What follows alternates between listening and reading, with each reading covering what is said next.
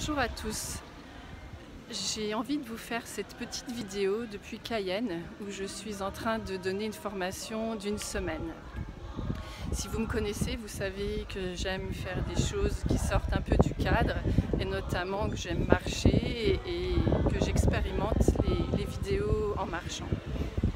Donc l'idée ici c'est de en plus vous faire voir un petit peu les jolies maisons du centre-ville de Cayenne, tout en m'écoutant.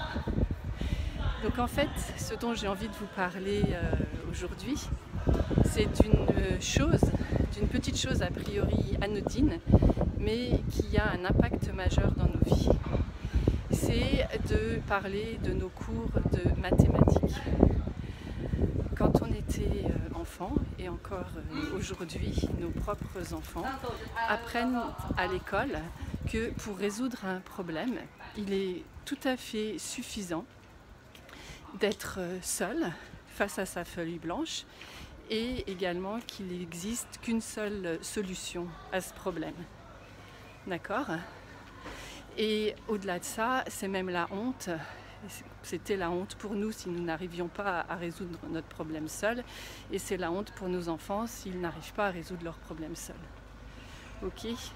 Donc en fait, ça a généré en nous la croyance très forte qu'on peut tout à fait résoudre un problème, n'importe quel problème, pas seulement mathématique, et c'est là où il y a un petit problème justement, c'est là où le bas blesse, qu'on pouvait résoudre n'importe quel problème seul. Et je ne suis pas du tout d'accord avec ça. Je pense que c'est une croyance complètement erronée et qu'au contraire, pour résoudre un problème, en tout cas dans un environnement non prédictif, tout d'abord il peut y avoir plusieurs solutions et qu'ensuite on a tout intérêt à être le plus nombreux possible pour résoudre ce problème. Et on a intérêt également à prendre en compte l'ensemble des parties prenantes et de s'intéresser à leur point de vue, à leur ressenti, pour vraiment bien identifier quel est le véritable problème à résoudre. Et ensuite, on pourra chercher des solutions. Donc ça repose avant tout sur une énorme humilité, alors qu'à l'école, on a appris la certitude et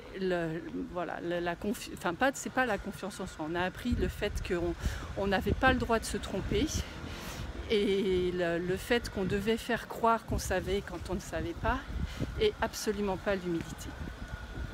Voilà, donc ça c'était ma première petite vidéo. Je pense que j'en referai une d'ici quelques temps pour creuser davantage ce sujet.